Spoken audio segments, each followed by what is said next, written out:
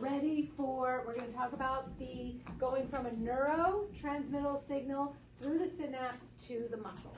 So with the axon, we've got the action potential coming down. That's the sodium and potassium going down through the axon. As the signal comes closer to the terminal ends, we are going to get our calcium ions. Calcium ions are the yellow. As that action potential comes down, these calcium ions are going to enter into the neuron. As they enter into the neuron, that charge, and this will happen in all of these, I just only have 2 yellows here. These vesicles, so we've got a vesicle plasma membrane containing on the inside neurotransmitter. In this case, the neurotransmitter is called acetylcholine. There's lots of different neurotransmitters. We don't have to worry about those. We only have to worry about acetylcholine. So neurotransmitter inside the vesicle, acetylcholine is the neurotransmitter that's there, blue.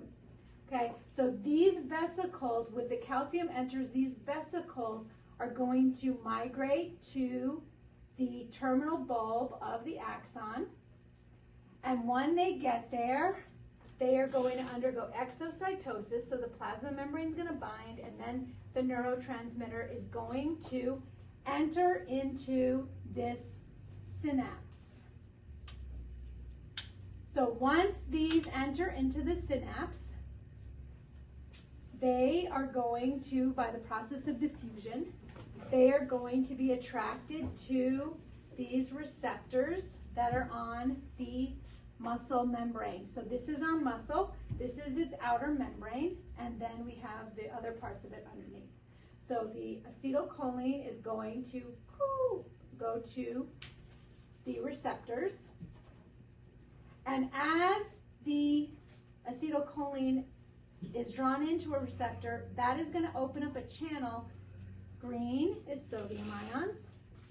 That is going to allow sodium ions to rush in. So once this is here, then that's going to open up a channel that's going to allow sodium to rush into our cell.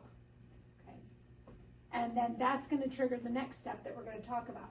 In the meantime, this acetylcholine that was here, okay, it's letting out lots and lots of acetylcholine.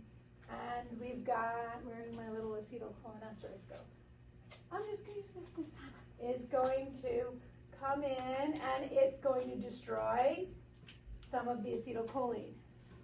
Okay, but if enough is transmitted, then it's going to make its way this way, and some of the others are going to get eaten. Because it's not just this amount, there's going to be tons of acetylcholine that goes into here. The acetylcholinesterase is going to be destroying the acetylcholine. That's also going to prevent this from continually causing the muscle to contract.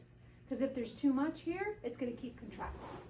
So the acetylcholinesterase is really important in making sure that the muscle only contracts for the right amount of time. Is that like a muscle spasm? That's what I was just going to say. Like cramps? It could be a reason that goes into it, but it's not the only reason. There's lots of things that go into that. All right? And so that is this first part. Yay! Cut it.